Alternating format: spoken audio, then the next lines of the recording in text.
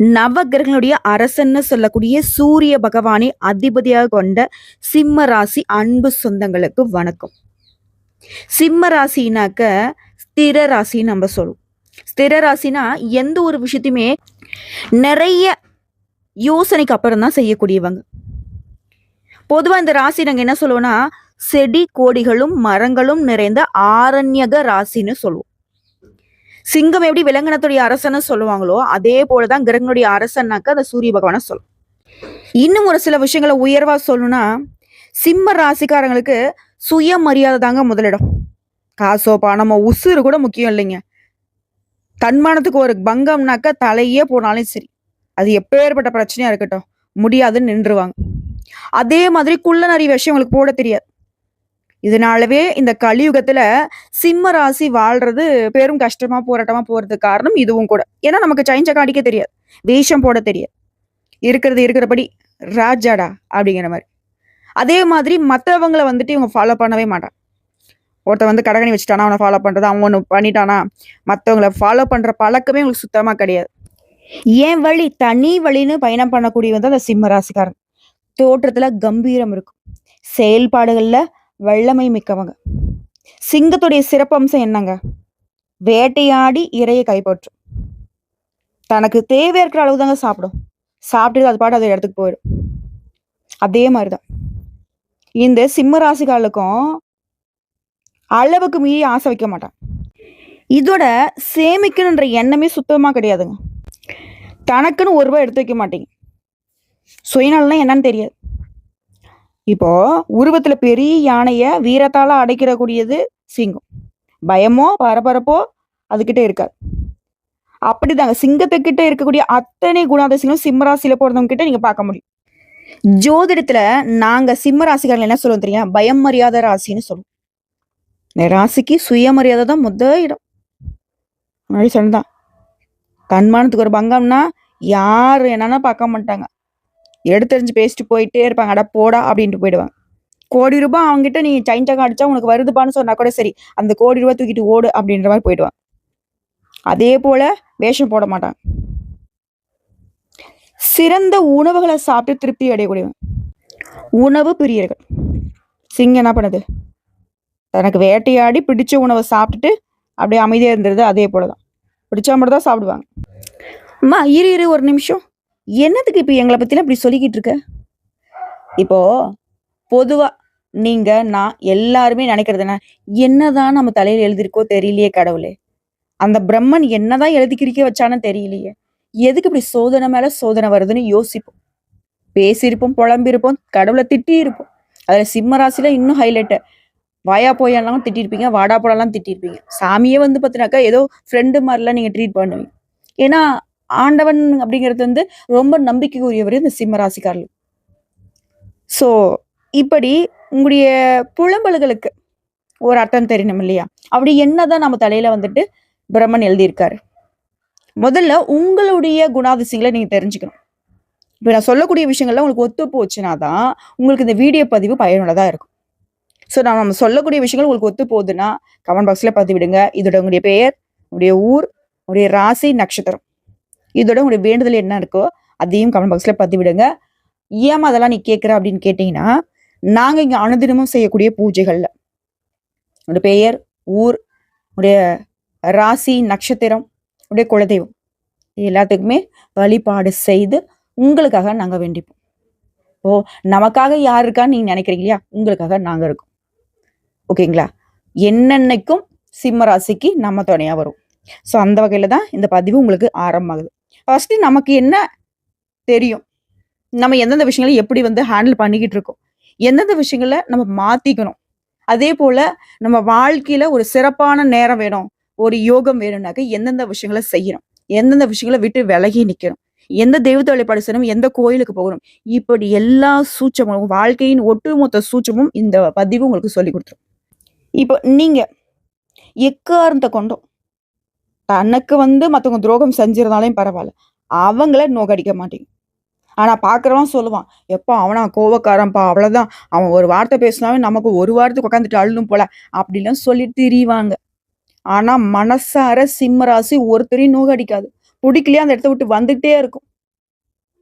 ஆனா இது பகைன்னு நினைச்சாக்க ஒருத்தரும் மிஞ்ச மாட்டீங்க. அதையும் நான் சொல்லிடுறேன். குடும்பமாவது குட்டியாவது, வீடாவது வாசலாவது, எதையும் பார்க்க மாட்டாங்க. கோபம் வந்துட்டா போதும். எடுத்தேன் கவுத்தம் முறிச்சேன் அப்படின்ற மாதிரி தான் வருவீங்க. இதனால நிறைய தோல்விகளை சந்திச்சிருப்பீங்க, நிறைய இழப்புகளை சந்திச்சிருப்பீங்க, நிறைய உறவுகளை விட்டு ஒதுங்கி இருப்பீங்க. ஏன்னா அந்த இடத்துல உண்மை வேணும் இவங்களுக்கு. மனசு ஒம்பவே ஒம்பாது. உண்மை நேர்மை இல்லைனாக்கா அந்த இடத்துல கோடி ரூபா அதனாலே வாட போங்கடா அப்படின்ட்டு வந்துருவீங்க. உண்மைதானே? ஆண்களுக்கும் சரி, பெண்களுக்கும் சரி. அதுவும் பெண்கள்லாம் வந்து பார்த்தீங்கன்னாக்கா இன்னும் அதிகம். பொண்ணுன்னா பொறுமையா இருக்கணும் அப்படின்னு நிறைய அட்வைஸ் வாங்கினது நீங்களா தான் இருப்பீங்க. என்னையா பண்றது? முடியலையே. நான் உண்மையா இருக்கேன், நேர்மையா இருக்கேன். நீங்க என் சுத்தி இருக்கிறவங்க ஏன் இவ்ளோ தப்பா இருக்கீங்க? அத நம்மளால அக்செப்ட் பண்ண முடியுமா? எப்பவும் அப்படிதான். இப்ப என்னம்மா சொல்ல வர? அப்ப நான் கோபத்த அவங்கள மாத்திக்கணுமா? மாத்திக்க வேணாம். எந்த இடத்துல கோபப்படணும்? எந்த இடத்துல அமைதி காக்கணும்? இத மட்டும் கத்துக்கிட்டா, எல்லாரையும் ஓட ஓட விரட்டிடலாம். ஒருத்தரும் உங்கள நெருங்க முடியாது. ஆல்ரெடி அப்படிதான் இருக்காங்க. இருந்தாலும் பின்னாடியாவது பேசுறாங்க. கொஞ்சம் தூரமாவது நம்மள பத்தி பேசுறாங்க இல்லையா? அதுவுமே பேச அவங்க பயப்படணும். ஸோ அதுக்கு என்ன பண்ணுங்கிறத நான் சொல்றேன். இப்போ அதில சீண்ட மாட்டேன்னு சொல்லிட்டேன். உங்களுடைய குணாதிசயங்களுக்கு பெரிய பெரிய பதவிகள்லாம் தேடி வரதுக்கு வாய்ப்பு இருக்கு. எப்பம்மா? இருக்கிற பதவியும் போயிடும் போல இருக்கு. பதவி தேடி தேடி நாங்கலாம் அலைஞ்சிட்டு இருக்கோம். இருங்க சொல்றேன். துயரமாவது தோல்வியாவது எதுக்கும் துவள மாட்டீங்க. துன்பத்துக்கே துன்பம் கொடுக்கறது சிம்ம ராசி. இதை உங்களால மறுக்க முடியுமா? அட போடா பார்த்துக்கலாம். அதாவது சிம்மத்தை பொறுத்த வரைக்கும் இவங்க வீழ்ந்துட்டாங்க அப்படின்னு மற்றவங்க வந்து நினைச்சிடவே கூடாது. அதுல ரொம்ப உறுதியா இருப்பீங்க. நான் தப்பு பண்ணிட்டேனா, நான் தோல்வி அடைஞ்சிட்டேனா, அந்த தப்பு எப்படி சரி செய்யலாம்? ஏன்னா தப்பு சொன்ன வாயெல்லாம் ஆமாப்பா அவன் தான்ப்பா சரிப்பான்ட்டு ஏன் பின்னாடி வந்து நிக்கணும். முதன்மையை தேடி ஓடக்கூடியவங்க சிம்ம ராசிக்காரங்க. அதற்காக மற்றவங்களை தள்ளி விட்டு முதல் இடத்துக்கு போக மாட்டீங்க. தலைமை பண்போட ஒரு ஒட்டுமொத்த எல்லாரையுமே வந்து வழி நடத்துறதுல முதன்மையானவங்க. உங்களை பொறுத்த வரைக்கும் பொறுமை இருக்குது, வீரம் இருக்குது, கம்பீரம் இருக்குது. இதெல்லாம் என்னன்னைக்கும் உங்களை விட்டு விலகாது. அதே போல சமுதாயத்துல அந்தஸ்து கிடைக்கும், அங்கீகாரம் கிடைக்கும். அதுவும் உங்களை தேடி வருங்க அந்த அந்தஸ்தும் அங்கீகாரமும். சூழலை மட்டும் புரிஞ்சுக்கிட்டு நாகரிகமா செயல்படக்கூடிய பாங்கு உங்களுக்கு வந்து பிறவிலே இருக்கு. உங்களுடைய ஆசைகள் நிறைவேற தரம் தாழ்ந்த செயல்கள்ல இறங்கவே மாட்டீங்க. ஏன் ஆசை இருக்கட்டும்டா, அது பெரிய ஆசையா இருந்துட்டு போகுது. அதுக்காக நான் உனக்கு கூழ கும்பிடு போட்டு உனக்கு சைஞ்சக்கம் அடிச்சு அதை நிறைவேற்றிக்கிட்டு இதே வேண்டாம். அது ஆசையாவே இருந்துட்டு போடும். என் ஆசை மண்ணா போனாலே பரவாயில்ல. இதுதான் இவங்க. அதே போல உசுரே போனாலும் சரிங்க, மானம் தான் முக்கியம்னு நினைப்பாங்க. திரும்ப சொல்றேன், காட்டுக்கு ராஜா சிங்கனாக்க மனுஷங்கள்ல முதல்வன், அரசன் அந்த பதவிக்கு உகந்தவங்க இவங்க தான். இதுல வந்து மகம், பூரம், உத்திரம், 1ஆம் பாதம் இப்படி 9 நட்சத்திரங்கள் இருக்கக்கூடிய ராசி. அதே போல முதல்ல இருக்கக்கூடிய 4 நவாம்சங்கள்ல கேதுவும், அடுத்து இருக்கக்கூடிய 4 நவாம்சங்கள்ல சுக்கிரனும், கடைசி நவாம்சத்துல சூரியனும் தடைய தசா காலங்களை நடைமுறைப்படுத்துறாங்க. இந்த மூவருமே வந்து பார்த்தீங்கன்னாக்க இளமையின் மைய பகுதி வரையிலும் பரிமாண வளர்ச்சிக்கு ஒத்துழைப்பாங்க. 3க்கும் 10க்கும் உடைய சுக்கிரன் பாராமுகமா மாறுவதனால சிறு வயதுல கொஞ்சம் பார்ஷியாலிட்டி சந்திப்பீங்க. அதாவது ஏற்றத்தாழ்வுகளை சந்திப்பீங்க. அதே போல சுக்கிர தசை, சுக்கிர புத்தி முடிஞ்சிச்சுன்னா செழிப்பான வளமான வளர்ச்சியை அடைவீங்க. இதுல சூரியன் வந்து உங்களுக்கு இளமையில பெருமையும் பலத்தையும் தன்னம்பிக்கையும் தந்து சொந்த காலில் நிற்கிறதுக்கான தகுதி வளர்த்து விடுவார். அதன் செழிப்பு முதுமைக்குமே பயன் கொடுக்கும். அதாவது இப்போ உங்களுக்கு சூரிய பகவான் கொடுக்கக்கூடிய நல்ல நேரத்தை, நல்ல வாய்ப்புகளை கரெக்டாக பயன்படுத்திட்டீங்கன்னா அது உங்களுக்கு பிற்காலத்தில் நீங்கள் வயதான காலத்தில் கோல் ஊன்றீங்க பாருங்க, அந்த காலம் வரைக்குமே உங்களுக்கு பயன் கொடுக்குங்கிற. அதே போல பலம் குன்றிய சுக்கிரனும் சூரியனும் இன்னல்கள்ல சிக்கி தவித்து வெளிவர செய்து உயர்வை எட்ட வைப்பாங்க. சுக்கர பகவான் பலம் குன்றியவர் தான். ஆனா உங்க ராசியில உங்களுடைய அதிபதி கூட அவர் வந்து கை கோக்குறப்போ எப்பேற்பட்ட சிக்கல் இருந்தாலும் உங்களை வெளியே கொண்டு வந்து உயர்வை கொடுப்பாங்கிறது அர்த்தம். அதே போல சிம்ம ராசியுடைய அதிபதி ராஜகிரகமுடைய சூரியங்கிறதுனால ராஜபோகத்தோட இருக்க விருப்பப்படுவீங்க. அதே மாதிரி ஒரு முடிவை எடுத்துட்டீங்கன்னா எக்காரணத்தை கொண்டும் அதை மாத்திக்கவே மாட்டீங்க. இந்த பேச்சுக்கே இடம் இல்லப்பா. ஒரு முடிவை வந்துட்டு அப்பப்போ மாத்துற விஷயம்லாம் எங்களுடைய அகராதிலே கிடையாது, எங்க டிக்ஷனரியே இல்லைங்கிறது தான் உண்மை. சிந்தனை, சொல்லு, செயல் எல்லாமே ஒரே மாதிரி இருக்கும். சொல்றது ஒண்ணு, செய்யறது ஒண்ணு. நினைக்கிறது ஒண்ணு. இதெல்லாம் வந்துட்டு சிம்மத்திற்கு செட்டே ஆகாது. அதே மாரி சிந்திப்பாங்க, சொல்லுவாங்க, செய்வாங்க. அத வேகமா செஞ்சு முடிப்பாங்க. அதற்கான பலனையுமே உடனே எதிர்பார்ப்பாங்க. ஏன் நான் உண்மையா இருக்கேன். உண்மையா உழைப்பு போட்டுருக்கேன். எனக்கு நீ இந்த அங்கீகாரத்த கொடுத்தே ஆகணும் அப்படின்னு எதிர்பார்ப்பு இருக்கும். அதே மாதிரி இந்த முன்ன விட்டு பின்ன பேசுறது. நம்ம இல்லாதப்போ ஒண்ணு பேசுறது, இருக்கிறப்போ ஒண்ணு பேசுறது. கூடவே இருந்துட்டு துரோகம் செய்றது. இதெல்லாம் இவங்களுக்கு சுத்தமா புடிக்கவே புடிக்காது. அப்படி ஏதாவது ஆட்கள் வந்து சிம்மராசி கூட கூட்டணியில இருக்கீங்கன்னாக்க, என்னைக்கு இருந்தாலும் உங்களுக்கு ஆபத்து தான். வெடிகுண்ட தலைய திருகி கையில வச்சிருக்க கணக்கு தான். அந்த கோபத்துடைய உச்சத்த நீங்க தாங்க மாட்டீங்க. பார்த்து உஷாரா இருந்துக்கோங்க. ஒண்ணு திருந்துங்க இல்லனா விட்டு விலகிருங்க. அதேபோல உணவு விஷயத்த பொறுத்தவரைக்கும் சூடா சாப்பிடணும், சுவையா சாப்பிடணும்னு எதிர்பார்ப்பீங்க. இது உண்மதானே? இதுல உங்க ராசிக்கு 2ஆம் இடம் அப்படிங்கிறது தனம், குடும்பம், வாக்குஸ்தானத்துக்கு அதிபதியா புதன் வர்றதுனால, பணத்துக்கு குறைவே இருக்காது. இப்ப எல்லாரும் என்ன திட்டுவீங்க. சிம்ம ராசிக்காரங்க. அட போம்மா அங்கிட்டு. நீயும் வந்துட்டு ஜோசியம் சொல்றதுக்கு. எங்களுக்கு எவ்வளோ கஷ்டம் இருக்கு தெரியுமா? பண கஷ்டம் எவ்வளோ இருக்குன்னு தெரியுமா உனக்கு? ஏங்க சிம்ம ராசிக்காரங்களே, உங்களுக்கான கஷ்டம் அது கிடையாது. நீங்க மத்தவங்களுக்காக வம்படியா போய் இழுத்து போட்டுக்கிட்டு குடும்பத்துல இருக்கிறவங்களுக்கும் சரி, அக்கம் பக்கங்களுக்கும் சரி எல்லாருக்கும் நான் தரேன், நான் தரேன், நான் செய்றேன், நான் செய்றேன்னு சொல்லிட்டு செஞ்சதுனால வந்த வேண. எங்க உங்களுக்காக நீங்க செஞ்ச செலவாகுது சொல்லுங்க? உங்களுக்காக வாங்கி கடனா? இருந்தா சொல்லுங்க. ஆனா, வரவு இருக்குதான். ஆனா, கையில தங்காது. செலவும் அது கூடவே வரும். ரூ. 10 சம்பாதிக்கிறியா? ரூ. 11 கூட செலவு வரும். அதேபோல புதன் பேச்சுக்கு அதிபதிங்கிறதுனால, யோசிக்கிறீங்களா? அடுத்த கணமே பளிச்சுன்னு பேசுவீங்க. பளிச்சு. மனசுல ஒண்ணு, வார்த்தையில ஒண்ணு கிடையாது. என்ன தோணுதோ அத பேசிருவீங்க. அதுவே சுகஸ்தானம் மற்றும் தாயஸ்தானமாகிய 4ஆம் இடத்துக்கு பாக்கியஸ்தானம் மற்றும் தந்தை ஸ்தானமாகிய 9ஆம் இடத்துக்கும் செவ்வாய் வருகிறார். சூரியனும் செவ்வாயும் நட்பு கிரகங்கள். இதனால பெற்றோர்கள் பாராட்டும்படி நடந்துப்பீங்க. அவங்களுடைய அன்பும் ஆதரவும் எப்பவுமே உங்களுக்கு உண்டு. இதுல 5ஆம் இடமான பூர்வ புண்ணியஸ்தானத்துக்கும் ஆயுள் ஸ்தானமாகிய 8ஆம் இடத்துக்கும் குரு அதிபதியா இருக்கிறதுனால நல்ல குணங்களுடன் கூடிய பிள்ளைகள் உங்களுக்கு பிறப்பாங்க. அடுத்த 6ஆம் மற்றும் 7ஆம் இடத்துக்கு அதிபதியா சனி வருவதனால உடைய வாழ்க்கையில உடைய வாழ்க்கை துணை ரொம்ப திறமசாலியா இருப்பாங்க. ஆமா இருந்துட்டாலும் திறமை தான். ஆனா எங்க ஒத்துழைப்பு இல்லாத ஒரு வாழ்க்கை. இதையும் மாத்திக்கலாம் தப்பில்ல. இப்போ பெரும்பாலானவங்க படிச்ச படிப்புக்கும் செய்யற வேலைக்கும் சம்மந்தமே இல்லாம இருப்பீங்க. சில வந்துட்டு செய்யக்கூடிய வேலையை விட்டுட்டு தொழில் அமைக்கணும்னு நினைப்பீங்க. ஏன்னா சிம்மம் பொறுத்த வரைக்கும் யார்ட்டையும் கை கட்டி வேலை செய்யாது. ஆனா 10 வருஷம் 5 வருஷம் நான் வேலை செஞ்சுட்டு இருக்கேன். கடைசி காலம் ஏங்க 60 வயசு கூட இருந்துட்டு போங்க. ரிட்டையர்மெண்ட் வயசு கூட இருங்க. ரிட்டையர்மெண்ட் ஆயிட்டு கூட சொந்தமா தொழில் செய்யணும்னு நினைக்கக்கூடியது தான் சிம்மம்.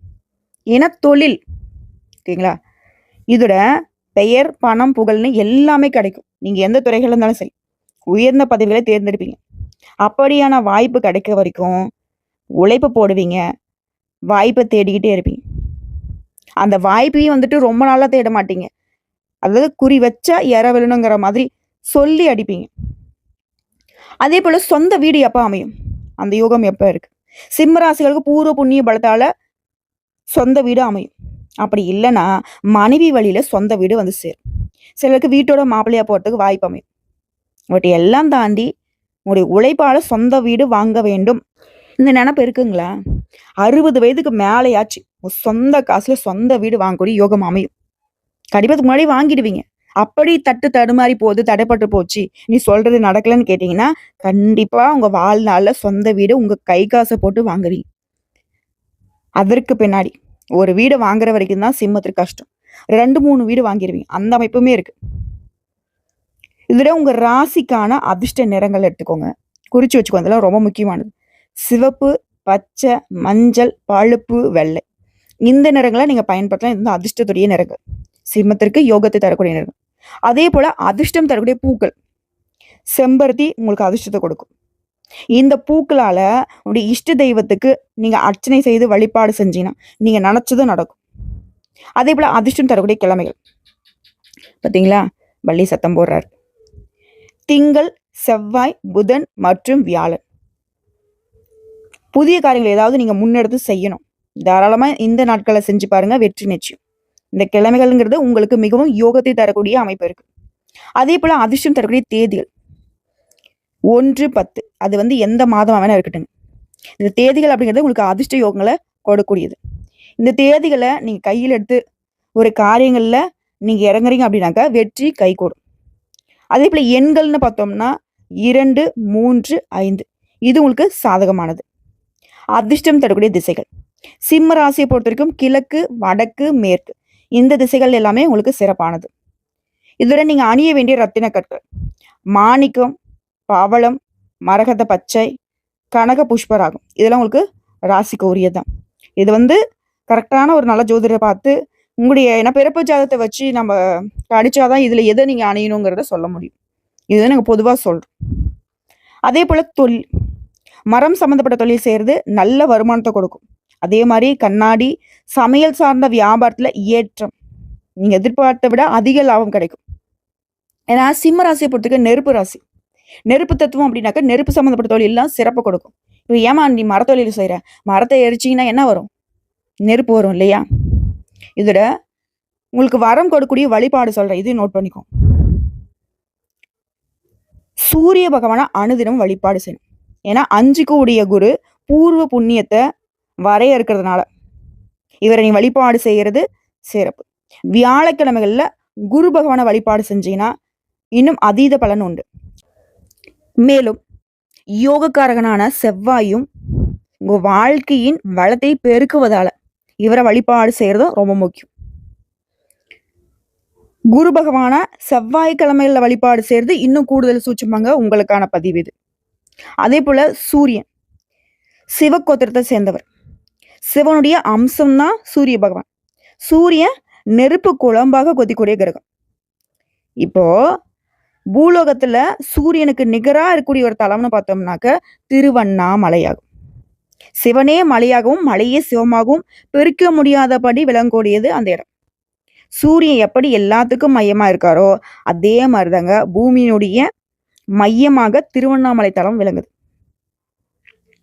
ஏற்றம், ஏமாற்றம் இதுல மாறுபட்ட நிலையை நீங்க கடந்து வரணும்னா, உங்களுக்கு முன்னேற்றம் நீங்க அடையணும்னா திருவண்ணாமலையும் அருணாச்சலேஸ்வரரை வணங்கி வாருங்க. உங்க எதிர்காலம் சும்மா சிறப்பா ஜொலிக்கும். ஒட்டுமொத்தமா சிம்ம ராசிகளுடைய பிறப்பு முதல் இறப்பு வரை வாழ்க்கை நிலை எப்படி இருக்கும், இதுல உங்களுக்கான அதிர்ஷ்டம் தரக்கூடிய பூக்கள்ல இருந்து, திசைகள்ல இருந்து, தெய்வங்கள்ல இருந்து எல்லாத்தையும் நம்ம பார்த்துட்டோம். ஸோ இதெல்லாம் தான் நம்ம வாழ்க்கையை மாற்றக்கூடிய முக்கியமான விஷயங்கள். இது எல்லாமே தெளிவுபடுத்தியாச்சு. சிம்மராசி இதை ஃபாலோ பண்ணிட்டா நீங்க என்னன்னைக்கும் அரசனே. அடப்போம்மா, ஆண்டியா இருக்கம்மா, அடுத்த வேலை சோத்துக்கு பிச்சை எடுக்கிறம்மா, அந்த நிலையில இருந்தாலும் நீங்க அரசனாகிறது உறுதிங்க. இப்ப இந்த சொன்ன விஷயம்லாம் நீங்க யாருங்கிறத புரிஞ்சுக்கிட்டா மட்டும்தான் சாத்தியம். வாழ்த்துக்கள். சிங்கம் தன்னை சிங்கமா நினைச்சா மட்டும்தான் அது ராஜா. ஸோ கொஞ்ச காலமா சிம்ம ராசிக்காரங்க நீங்க யாருங்கிறதே மறந்துட்டு இருக்கீங்க. இது உங்களுக்கு வந்து திரும்பவும் ஞாபகத்தை கொண்டு வந்திருக்கும். என்னங்க, வாழ்ந்துடலாமா, ஆட்சி பண்ணிடலாமா? இப்ப சொல்லுங்க, போடா ஆண்டவனே எம்போக்கும். இந்த டைலாக் வந்து சிம்மத்திற்கு ரொம்ப பொருத்தம். ஃபாலோ பண்ணிக்கோங்க. நன்றிங்க.